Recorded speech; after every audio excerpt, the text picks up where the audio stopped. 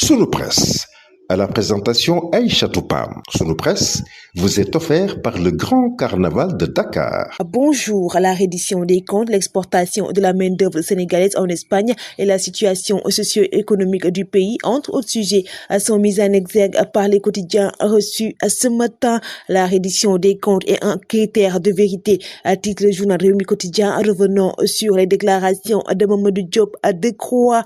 Le journal L'Observateur s'intéresse sur la perquisition chez Tabaski Ngom, parlant des réquisitions envoyées à la CENTIF, aux banques, à la conservation foncière et à la direction des transports terrestres.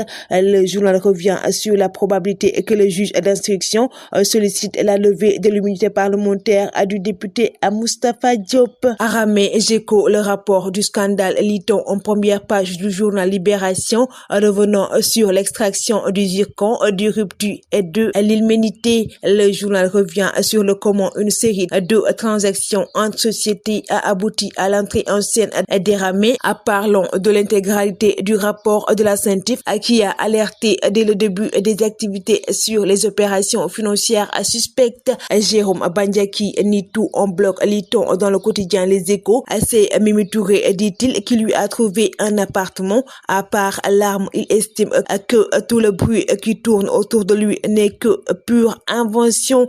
Selon le journal, aucune question ne lui a été posée sur l'affaire Didier Badji et Fulbert Sambou. Le journal Enquête, revenant sur la rémunération des ministres et DG, met à ça une incongruité du système, revenant sur Abbas Fall qui estime que le salaire d'un ministre au Sénégal est de 3 900 000 francs CFA. Le journal parle des postes qui font courir entre Port Sénélec et l'ARTP. Le journal Walf Quotidien s'intéresse sur l'envoi des travailleurs en Espagne et au Qatar, mais à sa une, le Sénégal exporte sa main-d'œuvre et parle de migration du discours officiel. Le quotidien national Le Soleil s'intéresse sur l'épurement de la dette due aux opérateurs, mais à sa une, 70 milliards de francs CFA payés cette semaine à cette enveloppe et au titre des subventions des intrants, d'un montant total de 110 milliards de francs CFA. À Kaolack, Diourbel et Louga, la Sonacos déroule les huiliers privés dans l'expectative.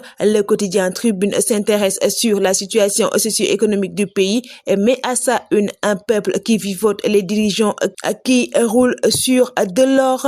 Selon le journal, les politiciens de métier sont des trompeurs qui se sucrent sur le dos des populations. PS, les coulisses d'une rencontre de 10 heures, titre le journal Vox Pop, parlant de la réunion du bureau du secrétariat exécutif national.